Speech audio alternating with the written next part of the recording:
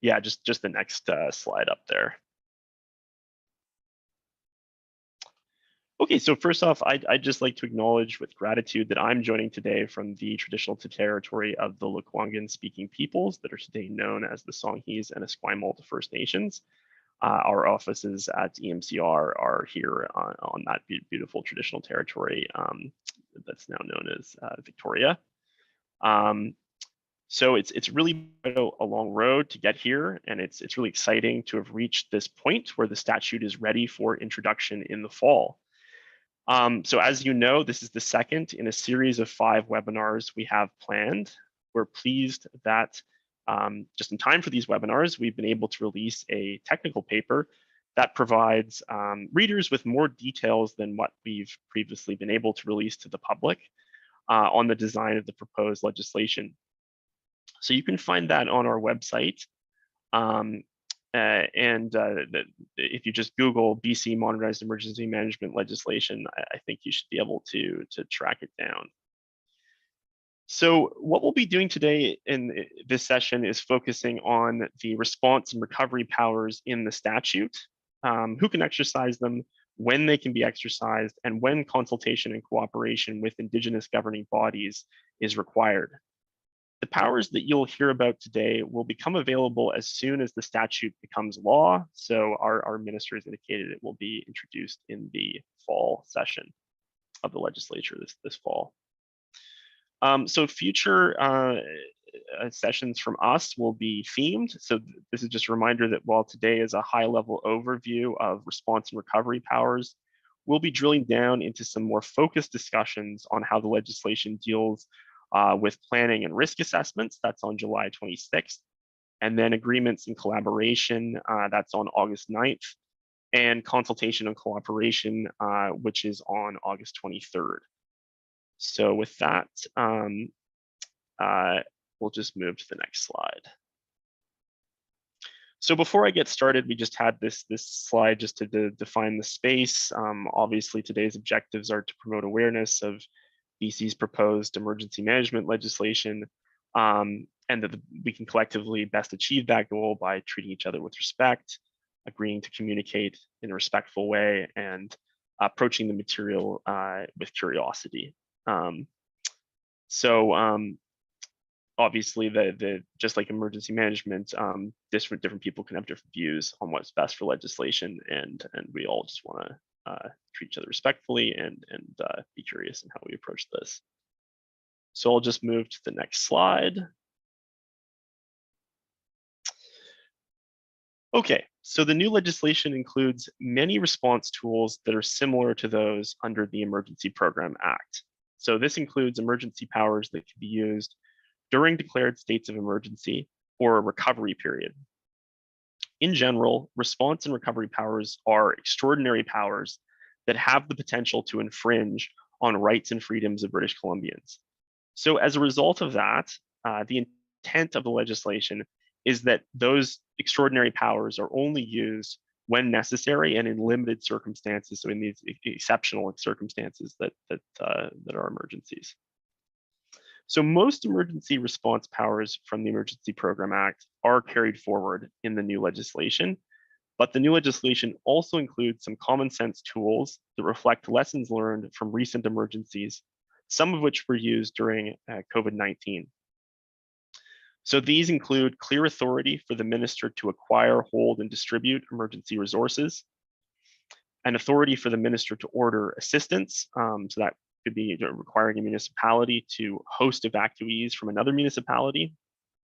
There are also powers for the Lieutenant Governor and Council to temporarily suspend or modify parts of other legislation during emergencies, and powers for the Minister, Lieutenant Governor and Council, and local authorities to control or prohibit events and business activities.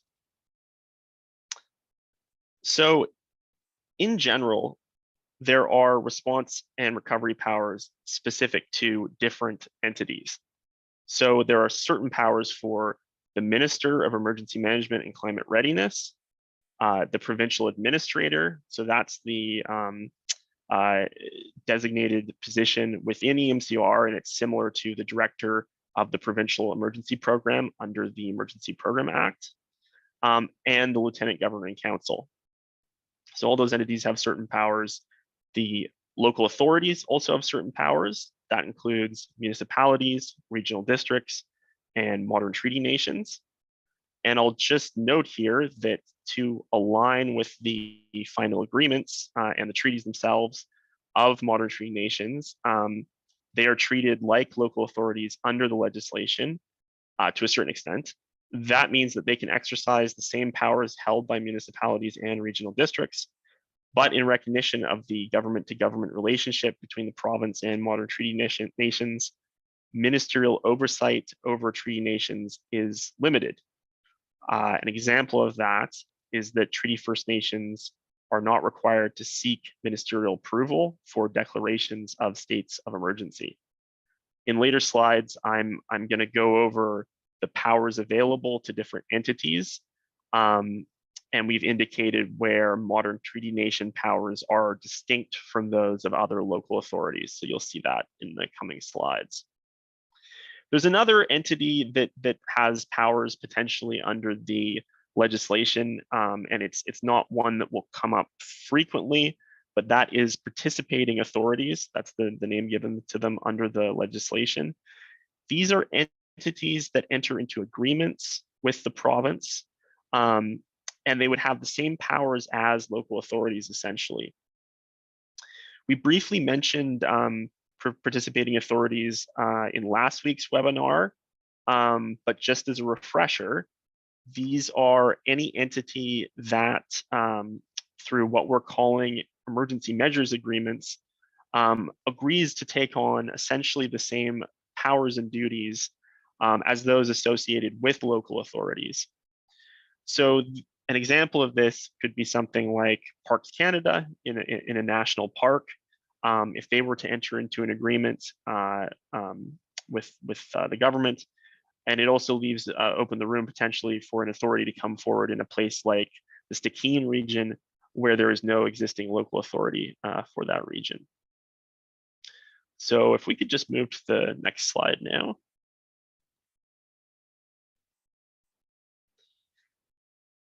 So first, we're just going to look at powers that are available at any time. So these are powers limited to the minister, and they can be used at any time, even if a state of emergency or recovery has not been declared. So the first power enables the minister to acquire, hold, or distribute and dispose of emergency resources. So what are emergency resources? Emergency resources include personnel, supplies, services, equipment, and personal property, but they don't include land. So this means the minister is able to buy supplies and hold them in inventory until they are needed. At such a time an emergency arises, those supplies can be distributed or sold as needed. So the second power enables the minister to require a public sector agency, municipality, regional district, or critical infrastructure owner to take one or more of the following actions. They can be required to provide information, consult and coordinate, take one or more emergency measures, provide resources or the use of land, or comply with directions. The minister may require one of these actions, just noting here, the minister may only require one of these actions if the minister is satisfied that an order is necessary to respond to or recover from an emergency. So there's a test, essentially, to use that power. So for the third power on the last row here, in circumstances where a person who is authorized to exercise response or recovery powers is unable to adequately respond or recover, the minister can require a municipality or regional district to take one of the following actions, either within its own jurisdiction or within another jurisdiction. So they can be required to take one or more emergency measures, provide resources or the use of land, or comply with directions. So that power is newly added to the proposed legislation, and it will, for example, allow the minister to require that municipalities assist in hosting evacuees from another municipality. So if we could just move to the next slide now, please. So just going to talk about states of emergency here. Most response powers require the declaration of a state of local or provincial emergency or a recovery period before they can be used. States of provincial emergency can be declared by the minister or lieutenant governor in council, and states of local emergency are declared by the relevant local authority, such as a municipality, regional district, or a treaty First Nation. So under the current legislation, a state of provincial emergency lasts 14 days before it must be renewed. While there is no change to a state of provincial emergency declared by the minister, that remains 14 days, a state of provincial emergency declared by the lieutenant governor and council will last for 28 days, and the LGIC, that's the lieutenant governor and council, can extend states of emergency, including those declared by the minister, for periods of 28 days. So states of provincial emergency can be made to apply to either the full province or a specific part of British Columbia. For example, provincial states of emergency related to wildfires have been declared for regions of the province most heavily affected. While the minister can make the declaration orally or in writing, it must identify the nature of the emergency and the area to which it applies. The declaration of states of provincial emergency does not have an impact on existing states of local emergency or local emergency orders, unless specifically canceled by the minister. Currently, a state of local emergency, so that's declared by a local authority, lasts for 7 days before it must be renewed. Under the new legislation, a state of local emergency will last for 14 days before it must be renewed. Renewals will also be for periods of up to 14 days. Similar to provincial declarations, local authority declarations must identify the nature of the emergency and the area to which it applies. As well, the declaration must be provided to the minister as soon as practicable after it is made. As under the Emergency Program Act, states of emergency can be canceled before they automatically expire. While local authorities may wish to consult with Indigenous governing bodies prior to declaring a state of local emergency, obviously with the goal of building and maintaining strong relationships, that is not legally required for the declaration of a SOL to be made, a SOL state of local emergency. So just moving on to the next slide now, please. So the concept of a recovery period will be introduced in the new legislation as a way of recognizing that some of the powers provided under the legislation are still necessary after the response phase of an emergency ends. So an example of this would be to facilitate the safe removal of debris that result from an emergency. It might be necessary to prevent people from entering the area where debris removal operations are underway. So these states of recovery will also enable both the province and local authorities to mark the formal shift from the response phase to the recovery phase. So just even more practically, recovery periods will provide continued access for renewable periods of 90 days to a range of powers that were available during the response phase. So with this change, a state of provincial emergency or a state of local emergency can be canceled or allowed to expire, and this renewable 90-day recovery period can be declared. A declaration of a provincial recovery period can be made by the lieutenant governor and council. For a declaration of a local recovery period to be made, or for an extension of an existing local recovery period, the written approval of the minister will be required. In many instances, the Act provides that orders made during states of local or provincial emergency can carry over into the recovery period. The intention is that the province and local authorities will now look to this new tool instead of extending states of emergency into the recovery phase. This will hopefully help preserve the psychological effect of states of emergency, in that we want people to stand up and take notice when there's a state of emergency. And that gets hard to do. People get fatigued if states of emergency are used for too long of a period. So just move on now to the next slide.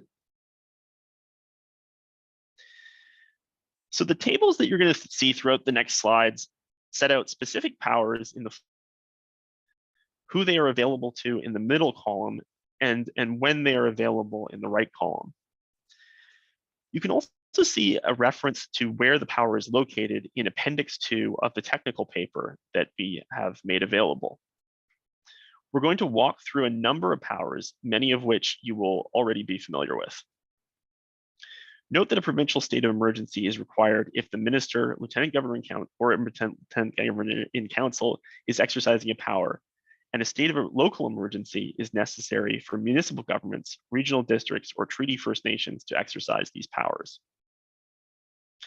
The broadest power available under the Act is the power to do all acts and implement all procedures necessary to respond to an emergency.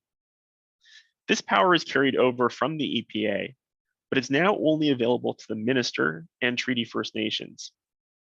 Under the EPA, it was also available to local authorities. The power to require a person to provide information is only available to the minister during a state of provincial emergency. This power is new to the proposed legislation, and it was not in the EPA. It allows the minister the option, if the minister is satisfied that a person possesses information needed by another person, to exercise a power or perform a duty under the Act. So an example of this may be when someone responsible for assessing the stability of a building or structure is ordered by the minister to provide information that could help determine if entry into a building should be barred after an earthquake. The minister responsible for the Fire Services Act, so that's the Minister of Public Safety and Solicitor General, during a state of provincial emergency can assume control over one or more fire services and designate the fire commissioner to exercise authority over those services.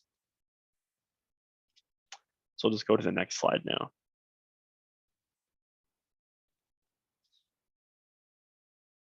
So the first power we see here is the power to identify essential goods, services, property, or facilities, or do any of the following, such as establishing price controls, rationing, or providing for the restoration of an aforementioned essential good, service, etc.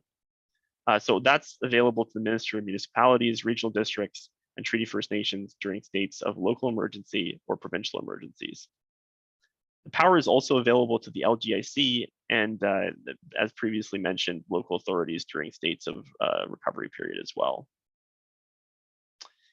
So an example of when this power may be used would include, for example, the rationing of gasoline during an emergency such as an earthquake. If the province were to determine that there may be challenges in regular resupply of gasoline at stations due to damaged or closed roads or for other reasons, they may identify gasoline as an essential good that needs to be rationed for use in vehicles involved in response, or if generators are required for power of essential buildings or purposes such as that. So just as we continue to walk through these slides, you'll notice a bit of a trend where the minister typically exercises powers during the response phase, and then they are exercised by the lieutenant governor in council in the recovery phase. So we'll just go to the next slide, please. So the power to identify essential goods, services, property, or facilities, and in relation to those things, prohibit or limit seizures or evictions, are available to the minister and treaty First Nations during states of local emergency and provincial emergency, and to the LGIC during recovery periods. So a recent example of how this power could be applied was seen during COVID-19, the response to that pandemic. So obviously there was many people were unemployed during the pandemic when businesses closed. Their income streams decreased significantly or even stopped, at least temporarily in some cases. And the government exercised the power limiting renters from being evicted due to their inability to pay rent, due to the circumstances and the fact that they had decreases in income. So that's one example of how the power might be applied. Just move to the next slide now, please.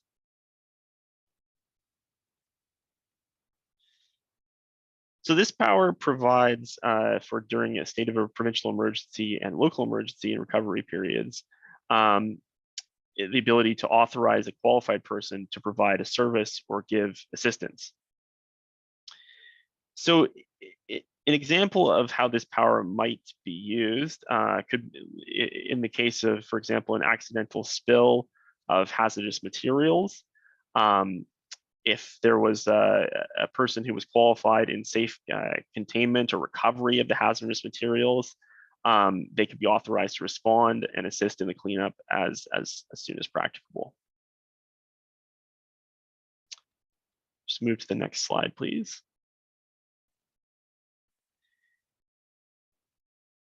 So just another power here that provides for during states of provincial and local, this power provides that during states of provincial and local emergency, a qualified person can be required to provide the service or give assistance. And it's important to note that that's limited to those that are qualified to do so. So, for example, if you require assistance in constructing a short-term structures, an order could be made that carpenters are required to assist. However, the average person wouldn't have those skills, so they could not be subject to that order. It would have to be people who are qualified to provide that type of assistance. Just move to the next slide, please.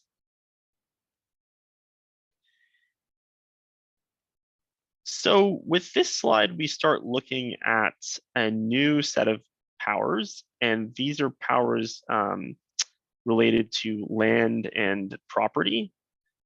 So what we're doing on these slides here is just indicating with the green check boxes where consultation and cooperation with Indigenous governing bodies may be required prior to making one of these orders. So it would be making an order in the case of the minister or lieutenant governor in council. In the case of a municipality, it would be making an emergency instrument in the case of municipality or regional district. So the Emergency Power Program Act included the power to acquire or use land or personal property. Within this new legislation, land cannot be acquired by emergency order, but it can still be used as needed. So there's still the ability to, through this power, enter any land where it's required and make modifications that are necessary for emergency purposes. It just wouldn't be a permanent possession or an acquisition of the land. Just move to the next slide, please. So the two powers on this slide relate to the ability to change the physical landscape to better respond to and recover from emergencies. So for example, that could involve requiring the removal of trees, crops, structures, landscapes, in order to better access a site and put protective measures in place. So as you can see, given that these powers relate to land and property, there may be a need for consultation and cooperation prior to exercising them. There is also a power to require structures to be assessed for damage. That does not require consultation and cooperation with Indigenous governing bodies. Move on to the next slide, please.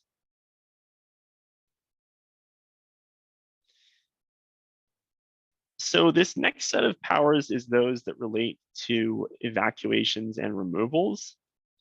These two powers are both carried over from the Emergency Program Act. The power to authorize the removal of goods and to require the evacuation of persons or authorize the evacuation of persons or animals are available to local authorities and the minister during states of local emergency and provincial emergency.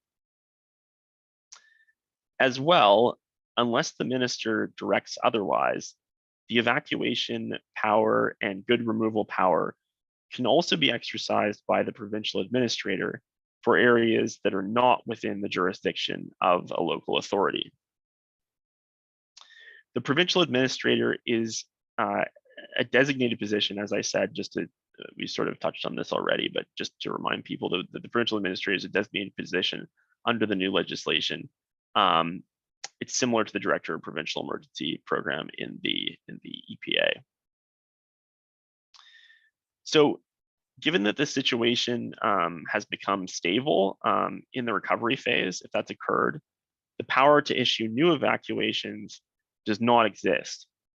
However, on the next slide, we'll cover a power that is available to ensure that access can still be restricted to certain areas that may be unsafe even during a recovery period. So just next slide now, please.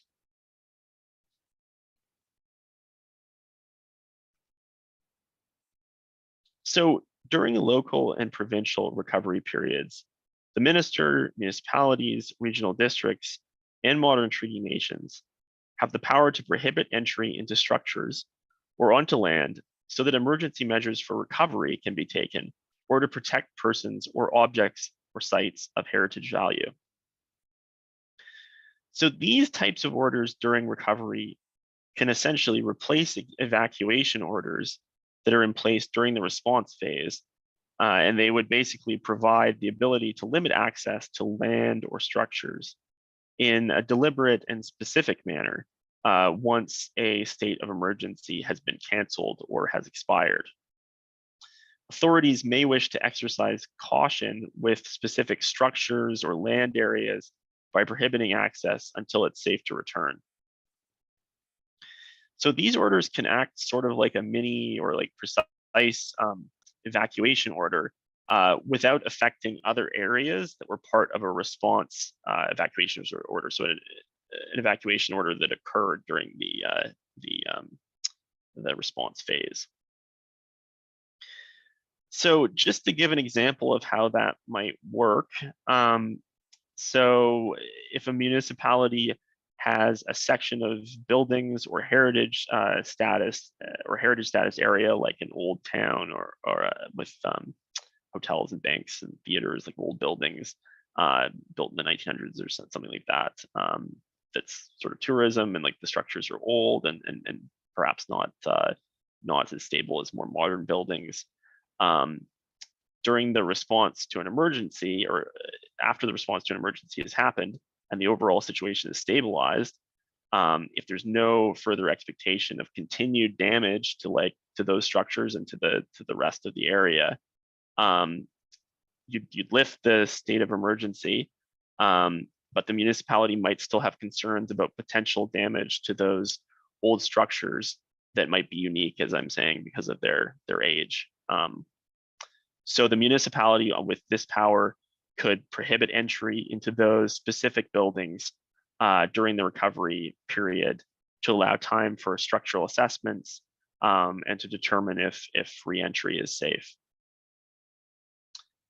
So as we've seen in the previous slides, there's quite a bit of overlap between powers that are available during response and recovery.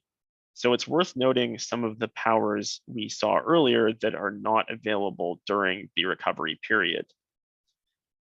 So those include the minister's power to do all acts and implement all procedures necessary to respond to an emergency.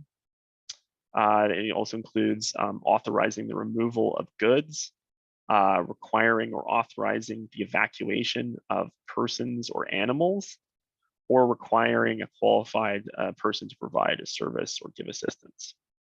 So those are all powers that are available during response, but are not available during the recovery period. We just move to the next slide now, please.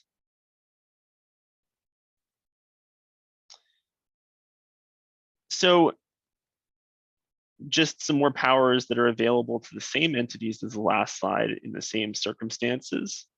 Those include the power to control or prohibit travel, control or prohibit business activities, or control or prohibit events. So those require a person to stop, or also, another power is requiring a person to stop doing an activity or put limits on or conditions on doing an activity. So just to give an example of when it might make sense to use one of these powers, for example, controlling business activities during a recovery, that could be in the case of roadway damage. So for example, an earthquake or a landslide that's near a business that normally operates vehicles on these roadways for deliveries, or vehicles traveling to and from the business, or other similar uses. So that would be where you might want to use this power during the recovery period. It could also make sense to limit the weights or number of vehicles, for example, going to and from a certain business until roadway repairs or improvements can be made. It's worth pointing out that when the minister controls or prohibits travel in an area relevant to an indigenous governing body or treaty nation, that is a situation where the minister must consult and cooperate with those bodies prior to exercising that power. So as we indicate on this slide, the power to control or prohibit business activities and events, that's one that's new to the proposed legislation and wasn't in the Emergency Program Act. We just move to the next slide now, please. Okay, so during a state of provincial emergency and during a state of local emergency, the Lieutenant Governor in Council has a number of powers that allow for the modification of existing statutes and regulations. So these are extraordinary powers. They allow for temporary changes in law without following the usual lawmaking process. So usually that process of lawmaking involves introducing and debating bills in the legislature, which will happen with this legislation, of course. And as a result of subverting that normal process, these powers are only intended for extraordinary circumstances. Modifications to enactments can be extended. So if they're made during the response phase, during a state of local or provincial emergency, they can be extended into the recovery period. However, new modifications cannot be made during the recovery period. And that's just tied to the idea that these are extraordinary powers and that they're really only for emergencies. So the powers to modify laws include making exceptions from requirements under enactments, modifying requirements under enactments, establishing limits on how enactments apply, establishing powers or duties that replace or add to those in an enactment, authorizing issuers of licenses, permits, or other authorizations made under enactments to modify, add, or remove limits or conditions, or the term of the licenses, permits, or other authorizations, as well as suspending or changing without shortening time periods under an enactment. So just to give you an example of how powers like these have been used under the Emergency Program Act.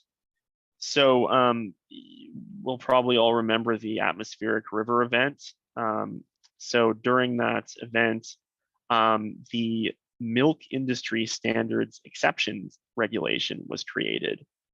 And that essentially provided that parts of a regulation applying to dairy farmers did not apply for a period of time during that state of emergency. And essentially what that meant was that farmers were not out of compliance if they were not able to meet inspection requirements at that time. So because it was impractical for them to try to meet those requirements given the circumstances of the atmospheric river event. Another example, or a couple other examples of when powers like this have been used. The COVID-19 pandemic provided the impetus for exercising some powers during the state of emergency. And I think this is in the spring of 2020. So two specific examples that relate to the Strata Act. In April of 2020, a temporary regulation was deposited that allowed all strata corporations to conduct annual or special general meetings by electronic means without enacting a bylaw. And that expired December 31, 2022. And then in May 2020, there was another order in council that was passed to provide strata corporations an additional 2 months to hold a general meeting if a state of emergency was in effect during the month before the statutory deadline for holding that meeting. So, I mean, these were obviously measures to allow people to not gather and spread COVID-19 at the height of the period where before we've been vaccinated. So the LGIC can also provide that a failure to comply with a change made to an enactment using one of these powers is to be treated as a failure to comply with the enactment. So there is essentially follow through with the changes that are made. So the EPA provided the ability for the Lieutenant Governor and Council to make exceptions, put limits on, and establish new powers or obligations for enactments. The new legislation essentially expands on those powers to ensure that the right tools are available during extraordinary circumstances. Just move to the next slide now. So, as noted on the slide here, the power to adopt a bylaw or to borrow money to pay response or recovery expenses is available to municipalities and regional districts during both states of local emergency and provincial emergency, and also recovery periods. So this power was included in the Emergency Program Act, but there were some differences.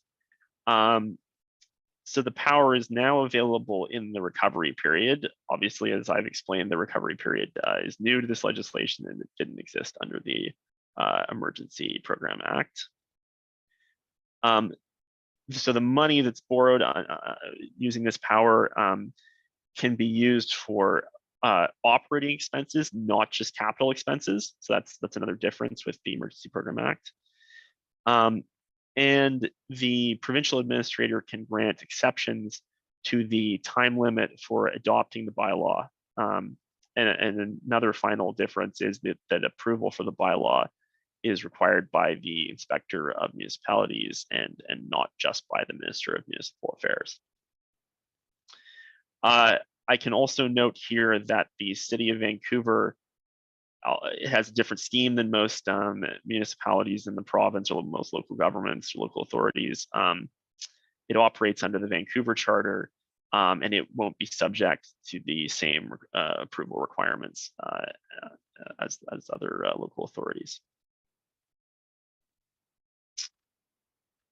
So if we could just move to the next slide, please.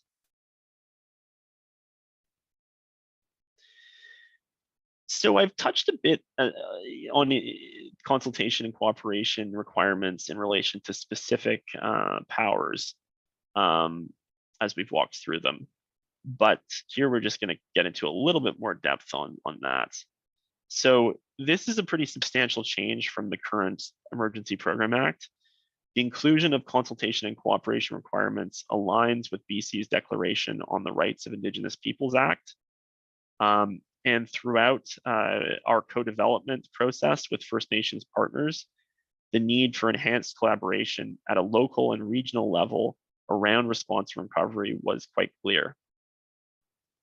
So the government and local authorities, other than the modern treaty nations, may need to consult and cooperate with Indigenous governing bodies prior to taking certain land-based actions. And we've touched on this during the going over the response and recovery measures, which ones those are.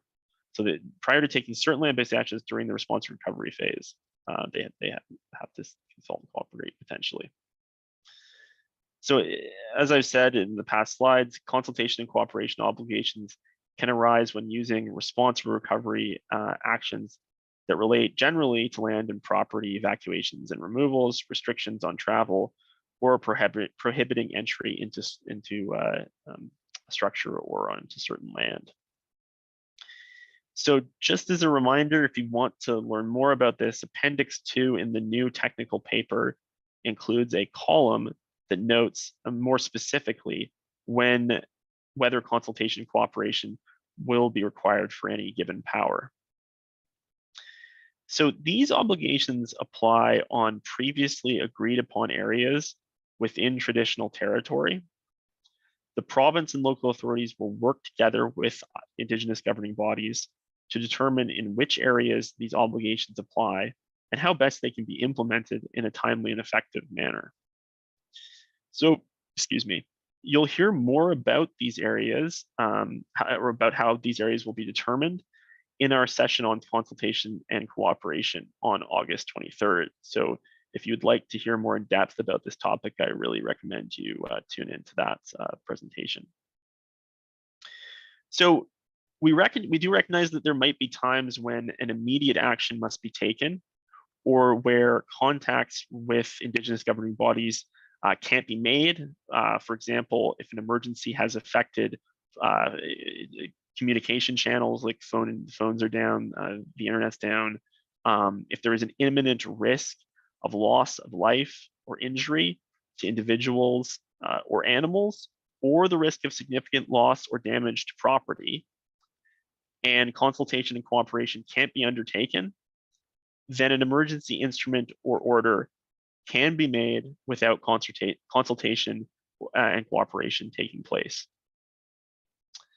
So if the province or local authority was not able to comply with the consultation and cooperation requirements prior to taking an action, given the immediate need to save lives or prevent significant property damage, they must still engage and coordinate with the relevant Indigenous governing bodies as soon as possible after the action.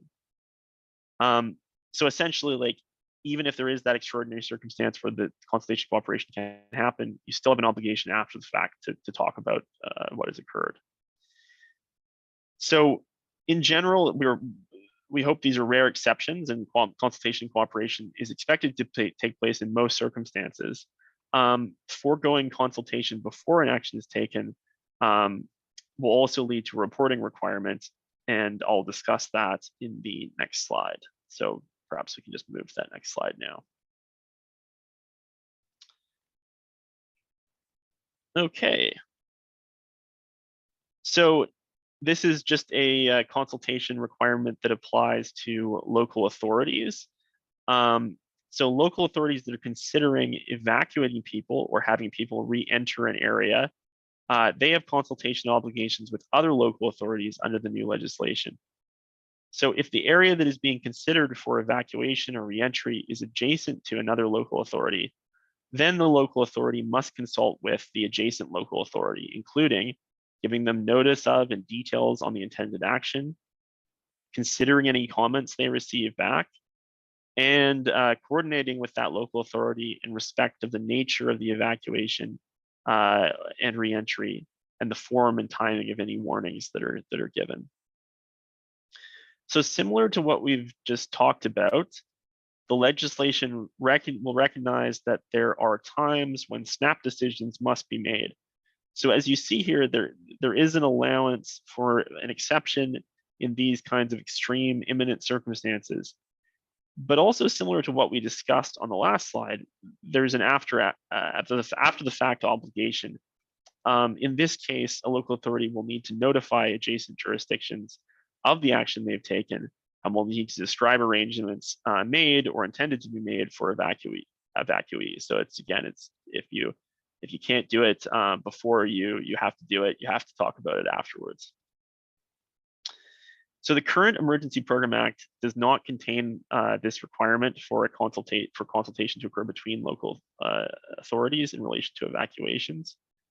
It's a new requirement, and we hope that it will ensure that emergency responses are effective and coordinated to protect lives and property in the affected areas. So just next slide now, please.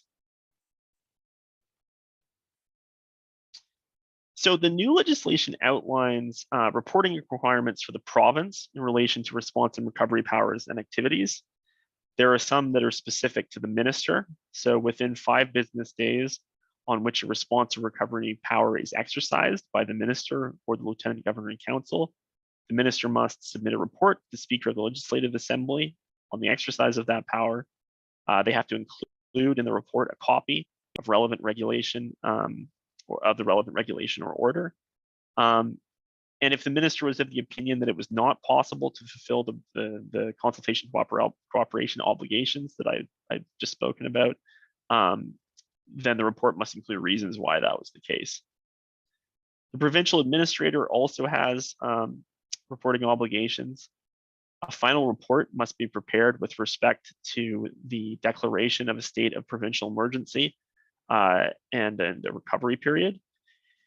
And that report has to include the nature of the emergency, the powers exercised, other matters, as well if there's any prescribed in regulation. There could be some additional things that have to be included in the report. So that report must be provided 120 days after the expiry or cancellation of a state of emergency or recovery. And the minister must also then submit this final report to the Legislative Assembly within 5 days of receiving it. So I just note as well that the minister must also provide a report to the Speaker of the Legislative Assembly annually on expenditures made using statutory appropriations. So this includes spending outside the base budget essentially allocated to EMCR. So there's some oversight of that spending. Just go to the next slide, please. So finally, the new legislation also outlines reporting requirements for local authorities in relation to response and recovery powers and activities.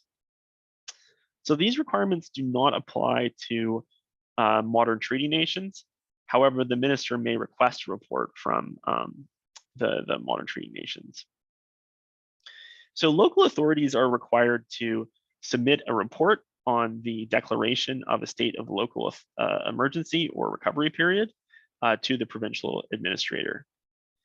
They have to submit that report in the form required by the provincial administrator and within 120 days of expiry or cancellation of the declaration. The report will need to include the nature of the emergency, the powers exercised, and any other matters that are prescribed in regulation for those reports. They also have to provide in the report the reasons for not fulfilling any consultation requirements, if applicable, as I've talked about. So it should be clear these are factual reports. These aren't after action reviews. Rather, they're about transparency. They get things on the record, which responds to a strong desire amongst the public to see how emergency legislation is being used by authorities at all levels. So I'd also note that as and when required by the minister, local authorities must prepare a report on any matters and provide this to the provincial administrator. As we've described in the last week's session, this separate authority for the minister to order ad hoc reports from local authorities is not expected to be used routinely. It's just a tool that can be used when greater transparency is needed. We'll just go to the next slide now. So that wraps things up for this presentation. So thank you all for listening. Over the summer, we'll be working on ensuring that there is a common understanding of the legislation. As we've mentioned, we've recently released a technical paper, and I really encourage all of you to download a copy of it. The ministry is working on other guidance materials, templates, and similar supports that can be released in the coming months to help ease us over from the Emergency Program Act into the new legislation. So this webinar is part of a series.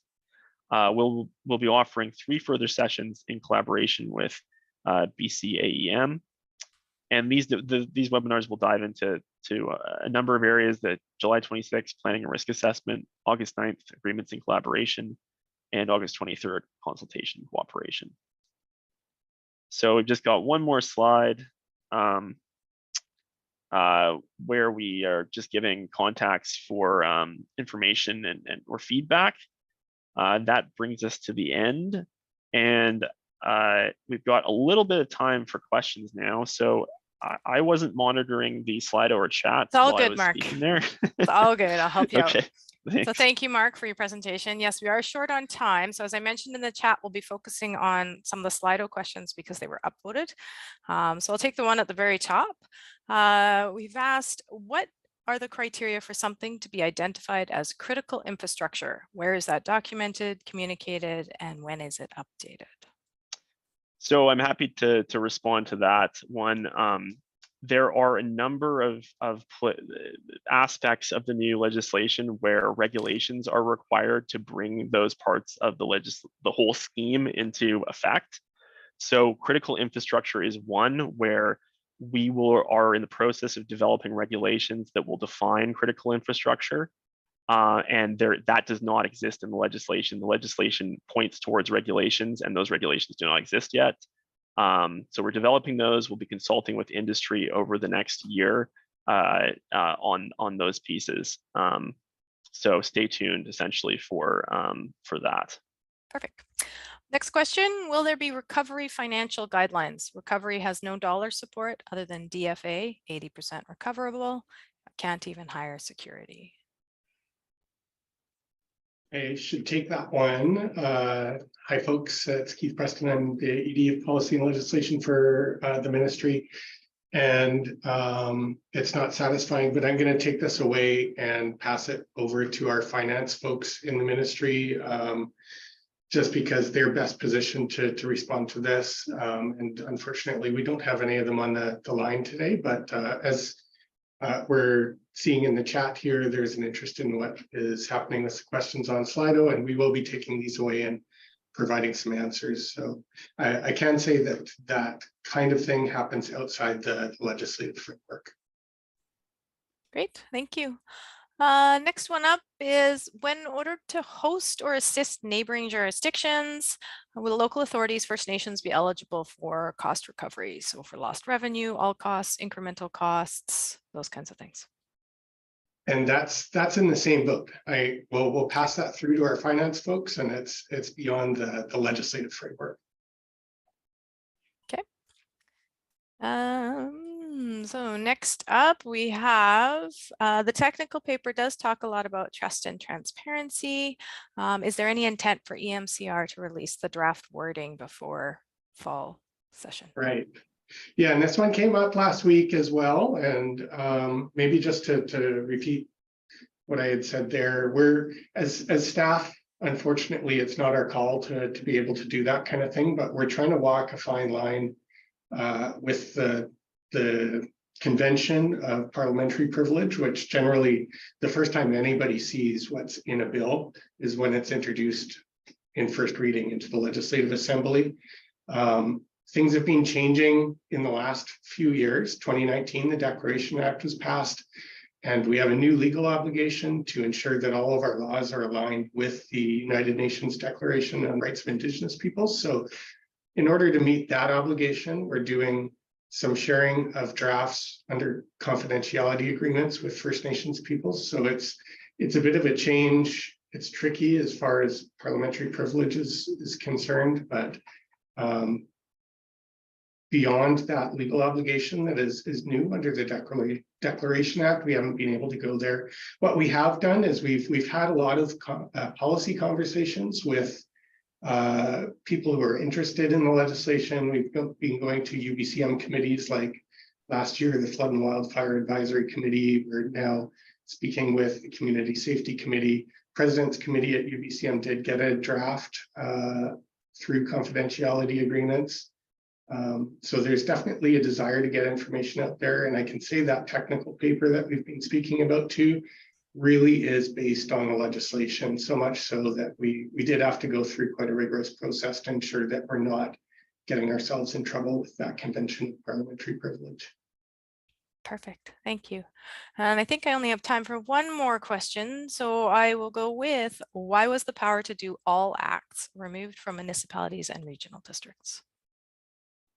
So this one, I'll say a couple things. This is a good question to put to the minister. Not that I want to shirk it, but as staff, we want to get information about what is in the legislation out there, but we have to, again, walk a fine line between justifying policies or providing the rationale for why a decision is made. But what I can say is that there is a broad range of powers.